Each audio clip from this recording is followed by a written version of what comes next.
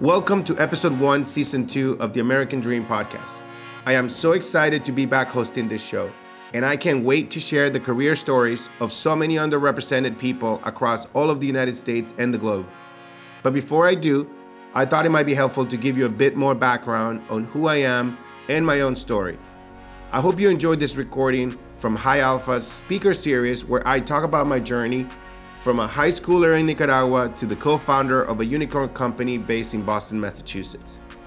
Okay, let's do it. Hi, everyone. I'm Scott Dorsey, partner at High Alpha. And on behalf of the entire team, welcome. We're thrilled to have you join us for this outstanding speaker series. I think you're in for a real treat. And I'm thrilled to introduce our guest, Elias Torres, founder and CTO of Drift, coming to us from Boston. Elias, welcome. Thank you for having me, Scott.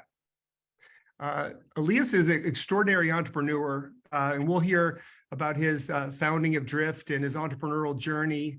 And I'm not sure I've met a founder, I think, that just has just more fire, grit, determination, intensity, all those amazing qualities that we need as early stage entrepreneurs. And I know you're going to really enjoy meeting him today and kind of hearing his story. Elias, I think maybe to get started, I know you grew up in Nicaragua and came over to the United States to go to high school and college. And, why don't we start there? If you would, maybe share some of your life story and your journey, and then we'll kind of dig into individual experiences. Yeah, absolutely. I mean, I think all that stuff is kind of like a blur to me, right? I mean, I think I've always been just fumbling my way through this stuff in the darkness. I didn't know what universities to apply. I was looking for the thing that had the least friction. It was the college in Tampa, where I live with my mother, and I didn't want to, I was thinking, why would I pay for a room and board, when I can stay with her? And because we had to help each other out. And so I was looking for the simplest things that could help me, could get the job done. I followed a friend because I didn't speak much English. And so I would study doing accounting by mistake, Wow. and then I switched to information systems because I thought computer science was too hard, and so a lot of people would be like, the classes are hard, and so I went a little bit of the easy route, which I regret later because I had to go back to school. I later on ended up going back to I went to Harvard for computer science. Wow. Instead of getting an MBA, I decided I needed a master's in computer science because I kind of needed to know a little bit more about computers for what I wanted to accomplish. But college was busy. I worked the whole time and helped support my family, and graduated and then moved to the Northeast by hustling and by going to job fairs and interviewing. So I ended up getting a job at IBM in Northeast in New England. And that's kind of what moved me from Florida to the North. And first time seeing snow, first time seeing cold weather, but it was an exciting first job. IBM, actually, my first job at IBM, I built chatbots. How timely is that? Yeah, absolutely. That was, I don't know if you remember AOL Instant Messenger? And Oh, of course. so IBM had bought the company Ubique from out of Israel that built that. And they built this Lotus same time product that was a messaging product. And so we deployed that across the company, and people were like, why are you chatting? This is wasting people's time. And the CEO wasn't happy, Lou Gersner. And but the adoption went like wildfire. Everybody wanted to have instant messaging. And so we decided to build bots on top of that. And so that was like one of my first brand new employee, just graduated from college. And I was like, this is not that interesting.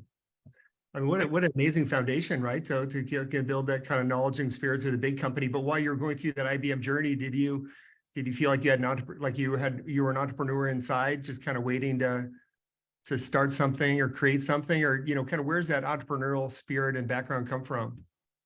Yeah, I had when I joined IBM was 1999, 98. I graduated in 98, so I started January of 99. And I really did not know what entrepreneurial was in a way. And but I did have my first opportunity, but I missed it, to join the internet, boom, right, in 99. I had a lot of friends were like, let's move to New York City, and like they were leaving IBM, we're gonna start companies. look at the IPOs, look at the stuff. And I was kind of like, not sure. And so I almost did it, but it's a long story, but okay, quick. I got my car towed at the airport, picking up my wife, and I was connected on my laptop at the airport, trying to figure out what to do with the cable connected into the public phone. And I was on instant messaging with my vice president from IBM, and he said, I'll take care of you. And he sent a car. He got a hotel room for me to wait for my wife to come, that she was coming from Ecuador. And so he treated me so well that I said, I'm going to stay here. And it made a huge difference. And I was there for 10 years. And so I didn't know really I wanted to be an entrepreneur. What I knew is that I was frustrated at IBM because everybody moved so slow. Everybody had different agendas, 400,000 person company. And I wanted to get more done. You know, I'm impatient. I'm always rushing. I always want to get something quickly. So what was your next step beyond IBM? So at IBM, when I got so frustrated, I started putting myself out there. I started blogging. I started joining meetups and doing things like that. And then some people started to get to know me, and they were like, do you want to be a co-founder here? Do you want to join my startup? But I had this imposter syndrome, which, you know, I've carried for a long time, where like, oh, you've been working 10 years at IBM, you don't have the right skills for startups. And so I said, you know what, I'll prove it to you. How about if I work nights and weekends for you guys and then see if you like me? So I started doing that. And that really led to people saying, give him a vote of confidence. They're like, can you do this? But I wasn't quite sure which of these teams or companies to say yes to. It's a really hard problem, you know, that people have. How do you picking a company as an employee is as hard as picking a company as an investor, right? Oh, absolutely. And so like I think that I kept saying no until I met David Cancel, who's my partner in crime. We've done so many companies together. And I met him, and that's when I felt comfortable. I was another Latino, and he made me feel safe, you know, and said, let's do it. Don't worry. Just leave IBM after 10 years and come and work at this small little company. And then a year later, that company fell. It was worse than that. I joined him August of 2008. Oh, wow. How's that for timing? Yeah. And so I joined him, and then an entire market crash, collapses, everything, great financial crisis. And I'm like, whoa, what did I do? I had 3 children at home. My wife is staying at home with kids. I have no savings. I have no safety net. I have no parents to go to. And I live in Lowell, Massachusetts. So it was super, super interesting time, but I just kept my head down and listened. That was the day I joined David at the startup. 10-person company. Wow. Only like $1.5 million raise. And we persevered for over a year, but then he failed. Tell us more about David, you know, the partnership, how you two complement one another, and maybe, if you don't mind, weave in a little advice to those founders on the line that are, you know, thinking about starting a company and kind of trying to decide whether to go it alone or bring on a co-founder, and what to look for a co-founder. Yeah. I don't know what advice to give. I don't like giving advice. I kind of like giving advice, but most people don't. All right, well, just share your experience. I'll tell you what I did, right? And what happened with David was that David was my senior, had way more experience than me. And so I in retrospect, I feel like I was the right choice. If you join someone that is equal with you in experience, you're not going to learn anything from that person. And so I was willing to sacrifice equity in return in exchange for experience. And therefore he was senior to me, and he was the CEO and I was the CTO. So I was the number 2. Okay. I remember one time at Drift, we had raised $100 and something plus million. I'm the co-founder, I'm the CTO. We show up at the building years later, right? And the security woman says to me, well, the day that we're moving in on Sunday, you're the number 2, right?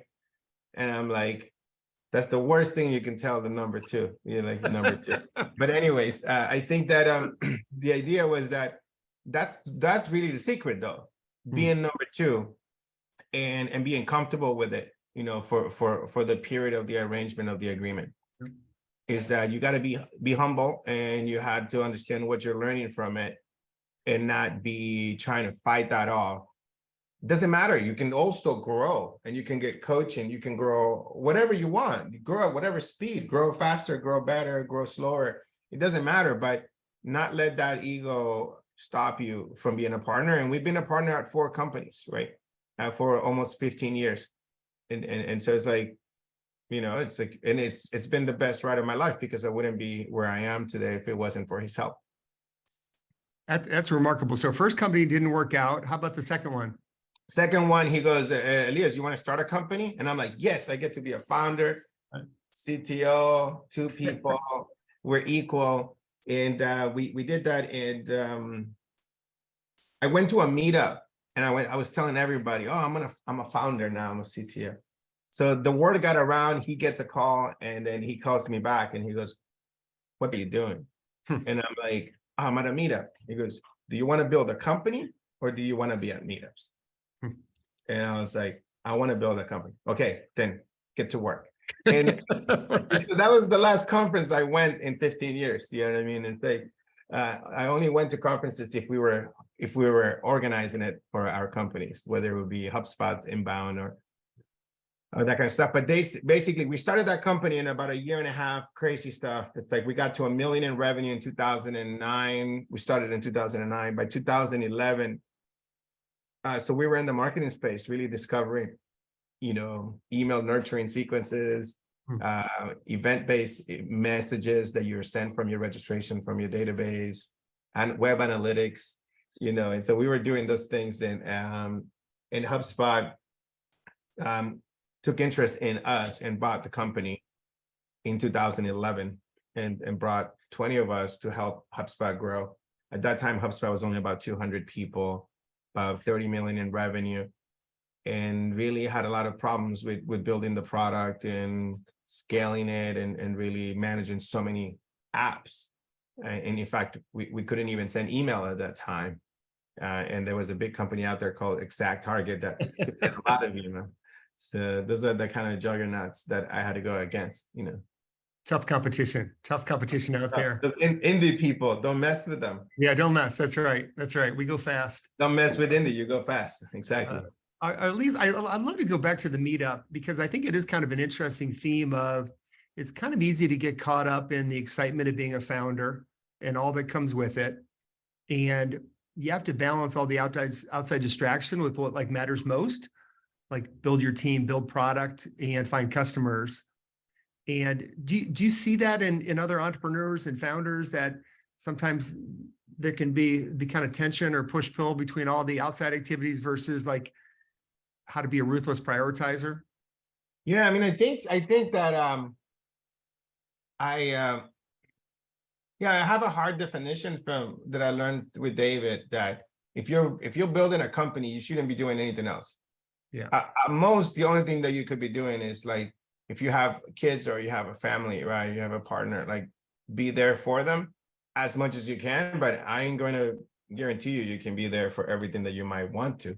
But that should be your only priority. And health, I worry about that later. And now I'm paying it. I'm a little happy. But the thing about it is, I think that it should be the number one priority. For example, I was at a private social club on Sunday, and there was a guy that wants to start a company, and he was playing pool on a Sunday. And I tell you what went to my head to this day, right? It's like, I was gonna give him as a joke, and I was like, "You're starting a company? What are you doing here?" It's like, you really want to build something, you got to work. As a founder, it doesn't stop. Rest, make sure you sleep, right? Sleep, I think, is number one. But other than that, it's like I had to work really hard to get here, and it's not, nobody was going to give it to me. So true. I know you take a lot of pride in building teams. At least, I know one of your kind of mantras is build team first, product second. I'd love for you to talk a little more about just hiring, recruiting, what your experience has been over time in building amazing teams. I just love hiring. I'm an extrovert. I like talking. I'm not normal. I'm not conventional. I found out there's reviews of me is I'm too intense. I challenged them. I came across as this or a cocky or the other. And it's like, I can't help it. Just people don't understand culturally where I come from, who I am, what I really like inside. But the way I am externally is the only way I can be. I'm not going to change it, right? And so what I tend to gravitate is I tend to hire people that connect with it.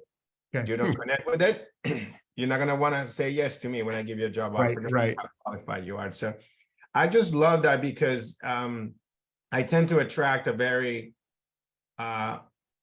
extroverted, fun, like for example, my engineering organizations, everybody says you have the most extroverted engineers that want to speak to customers, that want to talk about problems, that want to collaborate on things. So I tend to bring that. I might not bring the stereotypical more introvert brainiac, engineer.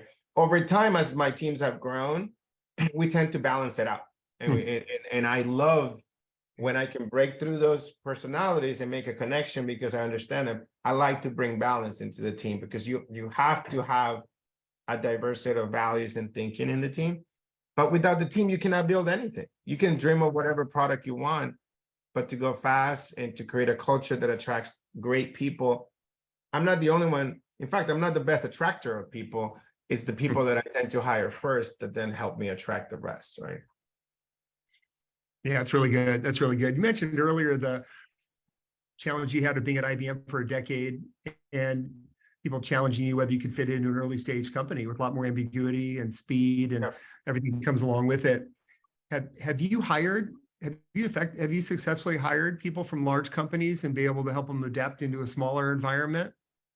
I mean, I think like the key engineers that were at IBM with me came to do Performable, which then went to HubSpot, and they're still at HubSpot. You know what I mean? So it's possible. I think so, but it is much harder. I actually have tended to a pattern that I see with companies is that I tend to. I might be getting in trouble here, but I feel like people become less risk averse with time and experience and position. And always people are wishing and telling me like, oh, I wish I could have joined you when you were really early in your career. And then I go start something else like Drift, right? Or like HubSpot. And they're like, no, it's too risky. It's like, I want something more stable. And so like, I think you want, but not a lot of people can repeat, right? And do it again and have that mindset. Their lives change, their interests, their needs, their wants. And so you kind of have to be open to hire people that are open to something new and something ambiguous, something that is not going to be a clear path or success, and neither success is guaranteed, right? So I think that's you got to gravitate to understand how to attract that group of people, and don't be afraid of building new relationships, right? Yeah, no, exactly. That's good. That's really good. And how do you assess technical talent? How do you assess the technical chops of a developer and engineer that's want to bring on board? I can assess your ability really quickly. In about 5 minutes of a conversation, technically, I know whether I want to hire you or not. Okay. All I have to ask you is like, tell me about one project that they did, and I can ask a few probing questions to go deeper and deeper to find out how deep did they go and how much did they build that themselves, right? And so from that aspect, there's so much I could tell you, right? It's like, how did you approach the problem? What kind of solve? Were you a perfectionist? Were you a generalist? Were you fast? Were you slow? Do you have a wealth of knowledge below the layers at the top of the stack, all the way to the bottom of the stack? Who did you work with? What languages did you pick? Were you stuck? Were you prideful? Is it only this language to rule them all? Or have I tried multiple? And so forth, right? So it's like you care about the customers. So you got to assess all of that stuff in 5 minutes, right? Of them telling you. That's quick. That's good. Yeah. And then the rest of that is you spend time connecting and selling. And then you also spend time understanding more their mindset. What do they want? Their flexibility to work. And so like collaborative, right? And friendly. Do they like customers and so forth? The technical part is quick. That's so good. That's so good. You just packed a lot of great wisdom into that answer. Congrats on Drift, by the way. I mean, what a extraordinary success you and the team have had at Drift.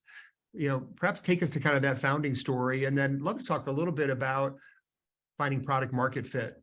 Yeah, absolutely. So yeah, maybe I'll combine that too. So Drift was one of the, it was painful product market fit in starting a company. You know, it's like you go from HubSpot, you take HubSpot public, it's an amazing darling, and we decide to, just for kicks out of ignorance, David and I, like, let's start a company that becomes $1 billion company from scratch ourselves. Like HubSpot, we kind of came when there was already 200 people. Right. And so there was this chip on my shoulder. Like I want to do one mind. It's like there's things that you just don't know how hard that's going to be, and you just kind of like stupid founder, right? Like you think it's fun. Everybody thinks founder is fun. So I'm sorry, I'm talking to founders. Yes, founder journey is fun, but we went and did that, and it was tough at the beginning. You know, you leave an amazing company with like 1,000 employees, just went public. So much infrastructure. We're just starting to have fun, right? I mean, it's like It's going really well. Yeah. Things are going really well. We fixed all the problems, Right. and we're like, now we got to go start from scratch. And so that was crazy. That was crazy. I don't everybody, Brian Halligan, Dharmesh, JD, they were like, Elias, what are you doing? Right. And so I was like, I want to have my own. And so I did that and it was a really tough journey because we raised a lot of money, and the expectations from everybody is like, what are you going to do? What amazing thing you're going to build? And people want to hear ideas of companies that are like just amazing. And guess what? Those almost never exist, right? It's like it only people start with the craziest ideas that turn into becomes most great ideas sound crazy. Right. Or stupid, right? Or like that's ugly, or I don't want to do that, or you're ignorant, that's not a big space, and whatever, right? And so we were struggling, like, of trying a lot of iteration and try many different ideas for 2 years. Oh, wow. We did a small team of 10 people, and we were just trying things out every few months, try something else until we felt that we had something. And I tell you, like, it never feels good. You kind of have to force some of these decisions and trust your gut and say, I'm going to go after this space, find a space that is big, find a place that has incumbents, because then it's easier. It just depends which strategy you want to follow, right? Right. If you're like, okay, that exists and it's crowded, then at least you know it's going to work and people pay for it. So run, just do it. If you want to go try something that no one has ever done, there's no competitors, good luck, because Right. like you're like, exploring the seas and trying to find land, and then find a new continent. And so it's really difficult. It's just I like to go into the exist route because it makes me feel warm, that I know that if I work hard enough and I'm smart enough, whatever, I'm gonna find land. I can win. No, that's really good, because creating a category is remarkably difficult and expensive and time consuming, and you're searching for budget that doesn't currently exist. Yeah. But I mean, we did build a category, having said that. And so but you went after you already knew there was a market there. There was the market, the market of messaging in-app. We started in-app, then we went to the outside, and we stumbled our way into the moment where we felt when we had the pull from the customers, when we had product market fit, then we could start saying, like, this feels slightly different. If we can carve it out and have our own niche out of here, right? It's like, maybe we can call that a category. And so we're lucky had that opportunity, but we had great marketing with David to be able to say, well, how do we create one, right? And how can we sustain the drumbeat, right? To let everybody and educate. And that took a huge part of the investment in our efforts, right? And our energy at Drift. No, that's so good. That's so good, Elias. I'd love to hear more about listening to customers, incorporating customer feedback into what you're building, searching for that market and that product market fit. And then that never ends. To your point, once you get started, then you have traction and momentum. And, I think the best companies and leadership teams are amazing at asking the right questions and listening, and then knowing how to go to the opportunity. Share, if you would, maybe some of your learnings or best practices over the years in doing that, or some of your experiences at Drift. I think that I was talking this morning to one of our engineers, and when he first showed up to Drift, like, he was like, really just graduated from Northeastern, and then starts, and he's like, what am I going to work on? And I'm like, okay, you're going to work on this problem. And the problem was a bug that a customer was Yeah. highlighting, right? And it's like, and they're like trying to solve this problem, but they're not talking to the customer, right? And I'm like, and we were already kind of big when this person joined, and so he was afraid of like, I can't talk to the customer. I just graduated, and I'm like, you go call the customer, Right. and like, and you go do it. And so we had this bi-weekly meetings where I would like check in with the team, and I'm like, so how did it go? And it's like, oh, amazing. I understand the problem. I know why they're upset. It's like this and that. And it was like, and I solved it right away. It was one line change and fixed it, deployed it, and the customer is so happy, right? And it was like a big problem. It's a breakthrough. It's just that it's something that I learned. I mean, this when I was at Performable with David, that's the way I worked, right? I worked with customers that they would call me. I would be on the phone with them, and the thing about it is that it's the reason why this is this way is because of my extrovertedness. David is an introvert, but I'm old school, or I'm an extrovert that if I'm texting forever with you, I'd rather call you and we talk on the phone. Right. And so what happened was that when I had customers at Performable and we were a 20-person team, a customer was upset or something wasn't working, I would be like, what's your number? I'll call you. You're on Skype at that time. And we would just Skype and screen share. And I would be like, what's the problem? Show me the problem. And then I would edit the code. And then I would say reload. And the person would reload, and it would be like, so I kind of got addicted to this, like, Right. it's like, wow, they like it if I fix it, And I was talking to them and I could hear them. So I think that for people, you want to attract people that like that, because if you really want to be customer driven, because that'll avoid this pitfall of like what I see the opposite, right? Let's learn the opposite. Maybe you guys are that, came from that, whatever, is like product managers pontificating about metrics and usage and how many seconds people spent on the page and what other page they went to. That's not talking to the customer. Asking for a survey, that's not talking to the customer. NPS score, that's not talking to the customer, right? Reviews, that's not talking to the customer. So I can keep going, right? So people understand that none of those things is talking to the customer. The only thing that is talking to the customer is talking to the customer, like this, you and I. And so like when you talk to the customer, you're really going to understand. There's a lot of things that go on in the relationships between humans in building trust, building rapport, opening up, understanding their needs, their wants, and why are they going to ask you for help or not? Because most of the customers are just going to quit and churn your product. And so if somebody wants to talk to you, then you know you have the right person. And so like until you do that, you're doing it wrong.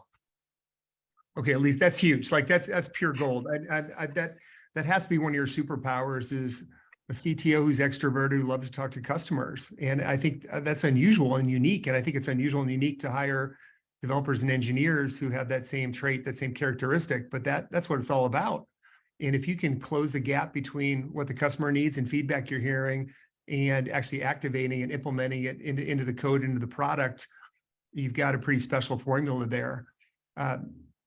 I see much more of that happening in the product side of the org than the engineering side of the org. So let's just follow through on that a little further. How have you structured your teams around product and engineering historically?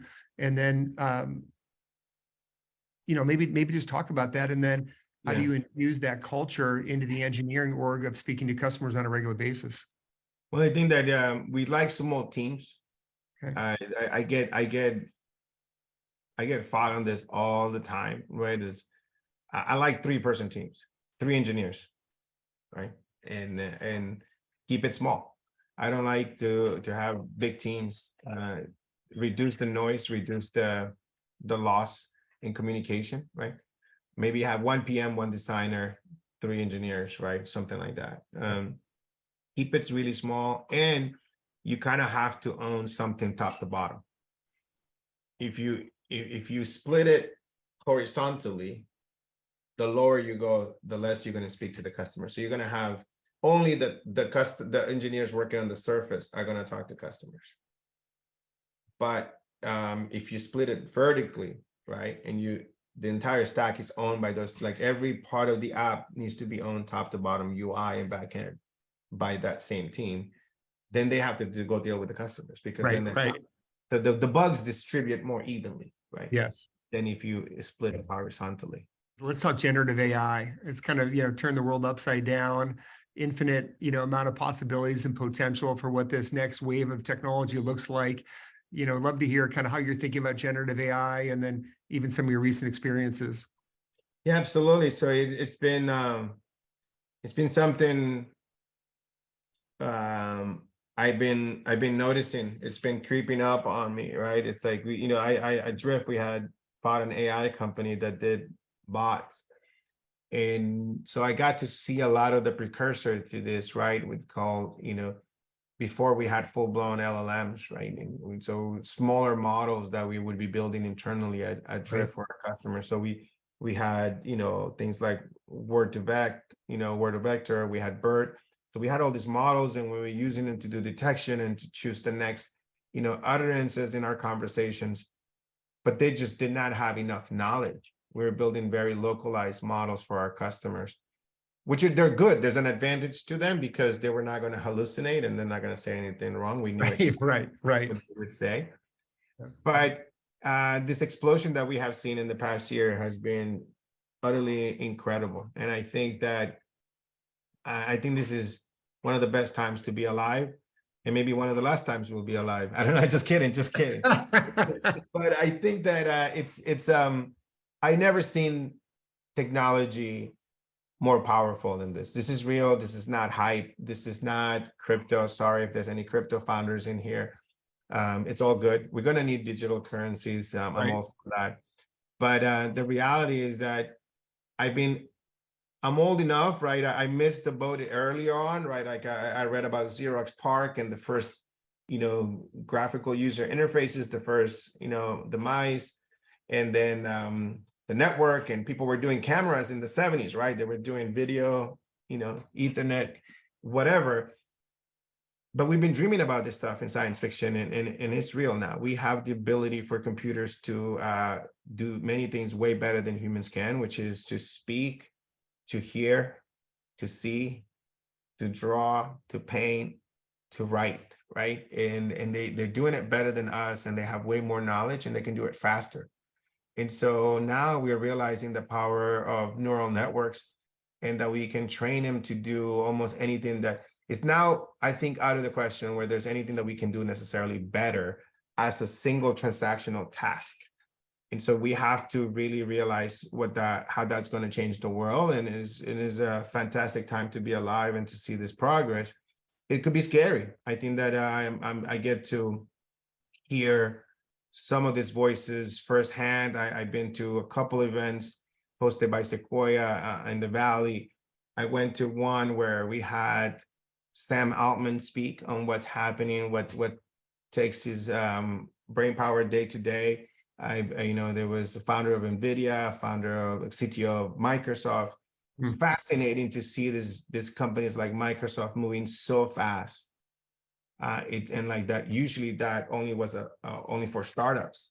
And you see them, the compute necessary, the technology, and they're building something that we just never thought it was possible, right? And so I think it's super exciting.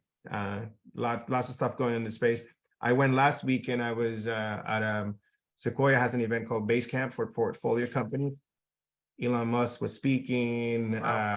Greg Bachman, CTO, president of OpenAI, and you get to hear what the people at that level are thinking and the problems, and it's just so inspirational, right? Talking about how do we bring China into these discussions with the US? How do we create safety around AI? How do we democratize it? What happens with open source? How fast is open source coming behind these closed models, right? Should we be more open in research? Are we going to be closed? And so really understanding and trying to find, like every other founder, like what's in there left for us to build, right? Where's the opportunity? Where's the opportunity? But the opportunity is everywhere.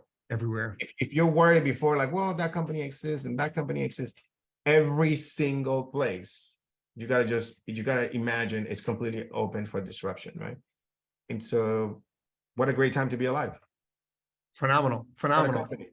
Elias, as you kind of brainstorm on generative AI use cases and solving business problems, how much head time are you spending on like kind of application layer, and thinking about how can I apply generative AI to solving business problems at the application layer versus going down into the LLMs and the data and tool side? I'm not an LLM guy, so like I definitely not going to spend any time there. It'd be a waste of time. But I think that where I like to spend my time is more on the application, but more above that to the customer too. Is to like I'm doing application enough to know how it works and do it myself. And what is the things that are happening right now, right? Is you got to know how to use OpenAI APIs. You got to understand what embeddings are. You got to understand what prompt engineering is. You have to understand how to construct these prompts, how to train data, how to create data sets for this stuff, right? Or what similarity searches that you can do in this system. This is all new technology that I didn't have access before. So I'm getting to learn all of that. But at the same time, it's like, no, what is it the customer needs, right? What do they need help with? And that's where you should also spend the time. There's a lot of concerns about if we build the thin layer on top of OpenAI, what kind of companies can we build? Is it defensible? Is there a mode? But let me tell you that we never have modes. There are no modes. There's no such thing as modes. It's called run as fast as you can possibly can, and build for the customer, and we'll see what's going to happen, right? But every day, this LLM world is changing. Like I heard, like, did you read the paper about that is leaked from Google that says OpenAI has no mode, and neither do they? You know what I mean? It's like, no, they don't have a mode. With the open source, we're going to have specialized models that run in computers that are going to be powerful for a specific task, and we might not need the big ones. So it's crazy. Unbelievable. I know it. I started ExactTarget in 2000, 2001, just as the internet was coming of age, and just explosion of ideas and new business opportunities and an infinite number of ways in which the internet was going to transform our life and transform business. Feels like we're right back at that place with generative AI, which is incredibly energizing. Yeah, we're right back at there. And I'll tell all the founders here, like everybody always says, at least I used to say, oh my God, I missed the boat. Why wasn't I in Silicon Valley? And why did I go to college in Silicon Valley, right? It's like, why didn't I start a company in 99 when Bezos was starting a company? Imagine I could have been Bezos, how much better the world would have been. Oh, I missed that boat. And then the mobile phone comes out, the iPhone. I didn't build an iPhone app. I didn't become, a multi-billionaire by building a flashlight app, and so like other people did. And so I kept missing the boat, but I kind of like caught up this technology wave, I think, around the cloud. And I was like, okay, finally, I got onto something with Performable, with HubSpot, with Drift. And if you're there wondering if you started a company right now and you're worried that you lost the valuations from last year or from 2020, 21, and you're like, oh my God, those are the good old days. This is the best time to start a company. Like everybody that is in a company is wishing they could be starting a company like you, where you can create an AI native, AI first company and solve the next set of problems because you're early. Everybody else is going to be late to the party, right? And so you have a great opportunity. Enjoy it. Have fun. Awesome. I'm jealous. Yeah. I love it. That's like the perfect note to end on. Yeah. Thank you so much for this conversation. It's been so inspiring for me. I'm sure it has been for the entire High Alpha community. And congrats on all your success, and look forward to staying in close touch and figuring out what this next horizon looks like for all of us. Absolutely. It's going to be good. Thank you. Thanks so much. Take care. Bye-bye. Thank you for listening to the American Dream Podcast. Make sure to subscribe so you never miss a new episode, and share the episode with your friends. Our work isn't done until everyone has equal access to their dreams.